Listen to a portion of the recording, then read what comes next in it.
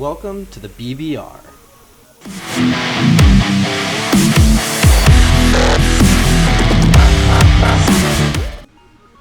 What's poppin', people? J-Bear here, bringing you all BBR Season 6 draft analysis. BBR Season 5 just finished, with us crowned the champions. Let's go, have a check out of that run. If you have not seen it already, I'm very proud.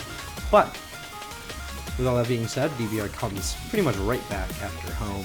And yeah, we are picking 14th out of 16. Got a pretty impressive coaching lineup. I think one of the toughest coaching lineups I've played in a Wi-Fi league, so I'm excited to do that. And yeah, we expanded from 12 coaches to 16 coaches.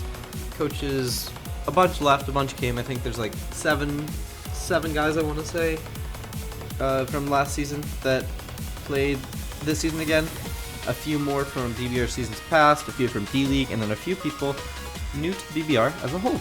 So, with all that being said, let's dive right into this draft analysis.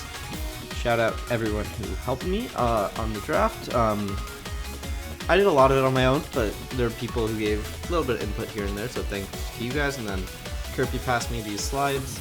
I know they've been used in BBR seasons past. I think he's the one who did these, so shout out Kirby for doing my slides for me. But with all that being said, pick 14 out of 16. 4T? Let's go. It's no Gen 8 Torn losing out on knockoff Defog Toxic, but still has a lot of stuff that you'd like to see from Torn T, being a lot of strong offense with U-Turn and Regenerator, and that is good. I took Torn T planning to Terra it, but as you can tell, I did not. I ended up Terraing something else down the line because I thought it would be better. But yeah, Torn T this gen plays a lot more offensively than last gen. It has a better flying stab marginally. I believe Bleakwind Storm is marginally better than Hurricane, right? But other than that, plays pretty similar to how a lot of offensive Torn Ts played last gen, with stuff like Nasty Plot, but can still do like taunt U-turn type stuff, just not as well without knockoff. But yeah, let us see the second pick. That's right, we got Iron Bundle. I'm honestly impressed with how much fell to us from this position, but I'm really happy to see Torn T Iron Bundle as a 1-2 punch.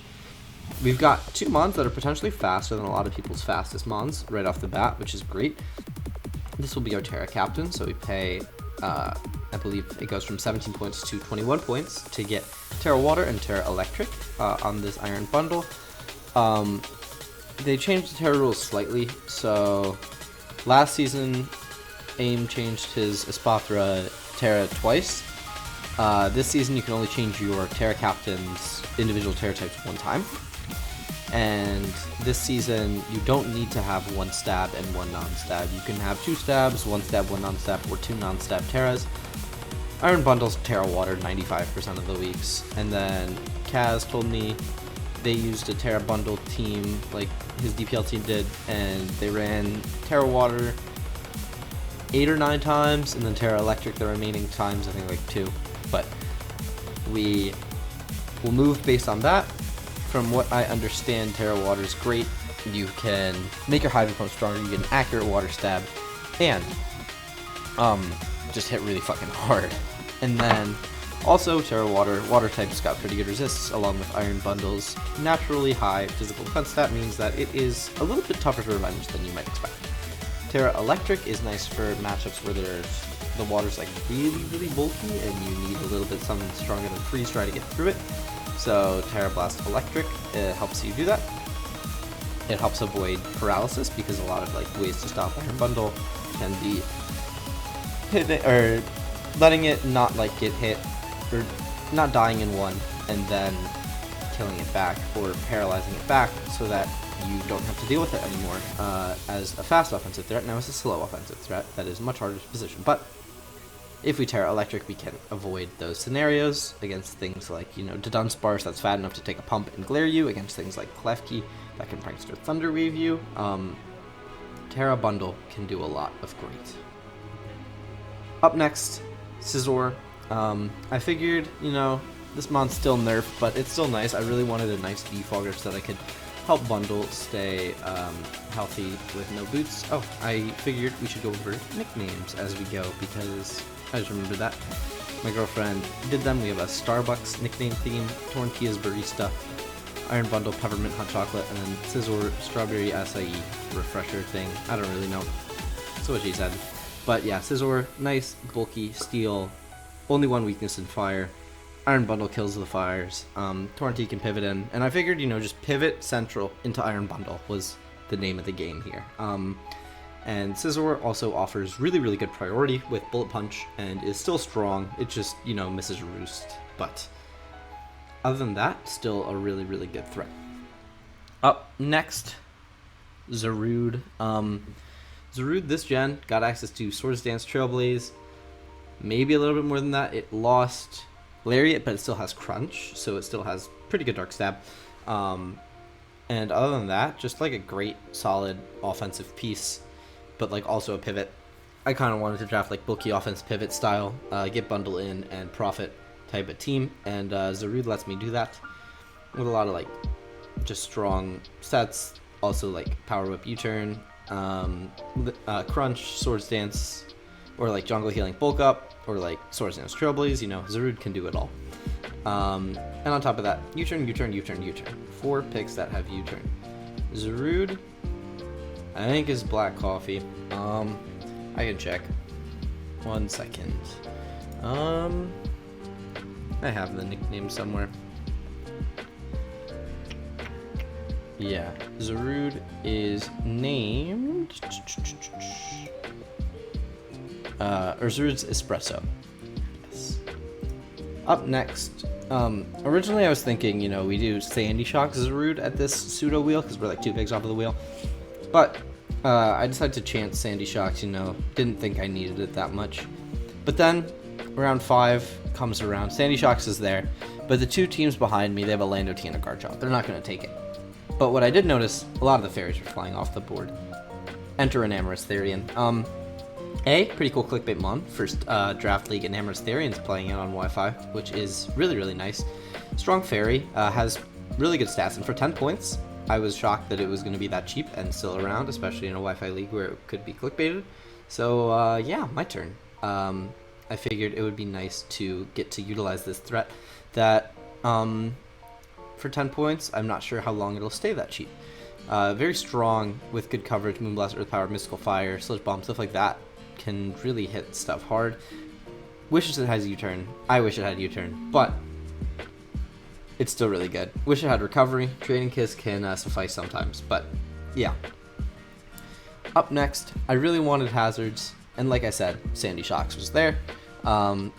Nice speed, like I said, or like I mentioned with the first 2 picks, the speed was there, and then Zarude and Sandy Shocks help cover some middle high speed tiers, you know, like 105, 101. The Sandy Shocks Zarude tier is a little bit redundant, but Sandy Shocks is just a really good mon, both as a hazard setter, but also offensively. Power Gem plus Earth Power plus Thunderbolt actually hits really, really well. There are some mons that wall it, like, it's a bit annoyed by grass types, but Volt Switch, go, burr. And other than that, Spiked Rocks, booster energy sets can work pretty well. Either like booster speed and like start going fast and start hitting hard. And then there's a lot of cool stuff that it can do. I've seen Iron Defense Body Press Sandy Shocks work before with like Magnet Rise. I've seen that like on like Tingloos that might not be able to fit Whirlwind. There's like a lot of different stuff that can be done. But yeah, up next, we had to wait a while again between our picks because, you know, we did 1, 2, 3, 4, 5, 6. Enter Gallade. The team really wanted knockoff and also a mid-speed tier. And holy, look at Gallade. Really, really strong. 11's a bit steep for it, but I think it's fine to pay that much for Gallade. It hits really, really hard with sharpness. That ability is kind of cracked, but has all the coverage in the world, and has Swords Dance and agility to set up. Can be like a breaker, can be a cleaner, can do all sorts of stuff. Great choice scarfer, choice bander. Has trick, it has Shadow Sneak for priority, which is nice, and yeah, just overall solid offensive piece with knockoff. That was the big thing that I wanted, knockoff. Up next, Blissy. I wanted non-steel ground or rocker. I was thinking about the Pixies, Uxie or Mesprit, but they both went. Uxie went like just before Gallade went, I'm pretty sure. And then Mesprit went on the wheel like after Gallade. But I figured the teams didn't have a fighting, and the team that took Mesprit already had a Spothra, so I figured, you know, there's like a better chance that I would get Mesprit back than Gallade. Unfortunately, it didn't work out. We got Blissy. Blissy's cool. Wish support is really, really nice for Scizor and Enamorus, so I'm not complaining. And other than that, it provides me rocks, provides me a very, very sturdy special wall for a lot of special threats. Can just blanket check them, like some strong like Terramons, like Iron Moth, off the top of my head, Verona. Kind of getting annoyed by Blissy, and just like spreading Thunder Waves and stuff is quite nice for this team. And then just having this fat sponge to play through can help a lot. Up next, we got Coolfish. I wanted a bulkier water and I wanted a grounded poison, so Coolfish works out. Also offers me like a solid fighting resist, because like a lot of them can, you know, deal with Gallade pretty well, and then like Torrentee and Enamorus both get stone edged, so it's like, you know, Coolfish allows for an extra little layer of prediction elements, and also provides me another spike setter, another T-spiker, so I feel like I'm pretty covered with the hazards. And yeah, that's kind of what I was seeing out of Coolfish, was my grounded poison. And like last season, 9 through 11 Mon you were allowed to get. Again, opted for a 10 Mon team. I picked Mismagius.